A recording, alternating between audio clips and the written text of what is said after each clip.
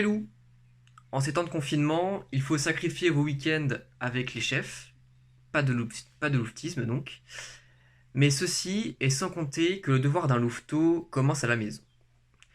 Alors que vous vous apprêtez à partir rejoindre les chefs durant un week-end, il faut déjà avoir l'esprit du louveteau prêt à faire de son mieux, prêt à se tenir droit lors du rocher. L'état d'esprit euh, du louveteau est de faire de son mieux, donc prêt à aider les autres, à donner de sa personne, et tout cela avec le sourire. En effet, toute une préparation est nécessaire pour le louveteau pour ce week-end. Donc laissez-moi vous rappeler que le quotidien est en fait un gigantesque terrain d'apprentissage de tous les enseignements que vous ont donnés vos chefs, votre abbé ou autre. Mais je suis prêt à parier que tu as déjà appris plein de choses et que tu es prêt à nous donner plein de petits secrets pour être un super louveteau à la maison. Alors si tu es prêt à relever le défi, explique-nous dans une petite vidéo avec de l'humour et de la bonne humeur comment tu fais pour être un louveteau idéal chez toi en plein confinement. Mais ne t'inquiète pas, si tu ne sais pas par où commencer, Bagheera est là pour t'aider.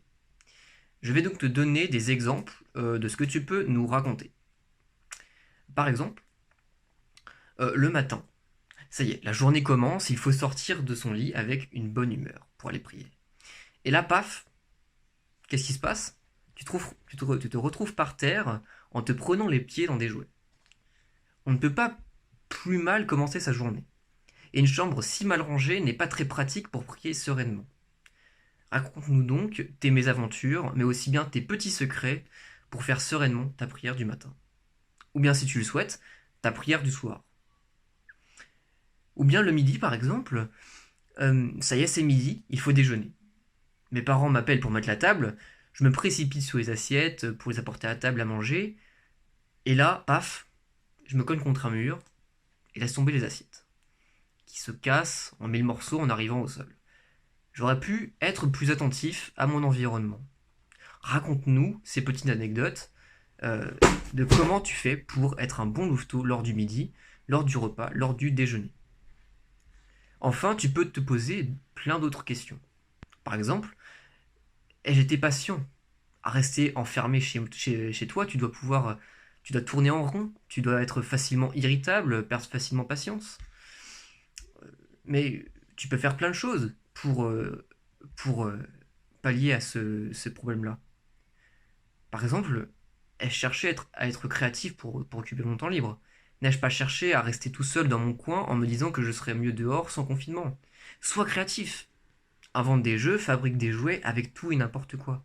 Sans que cela importune papa et maman, bien évidemment. Ou encore, ai-je spontanément proposé mon aide?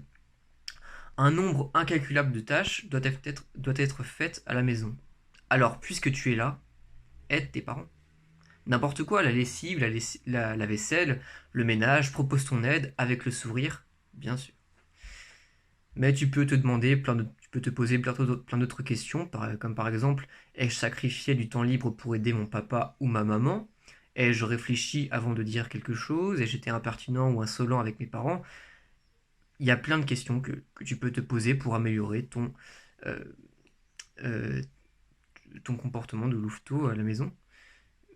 Et plus encore, voilà, donc ce que je t'ai donné ne sont que des exemples. Tu peux parler de ce que tu veux, en fait.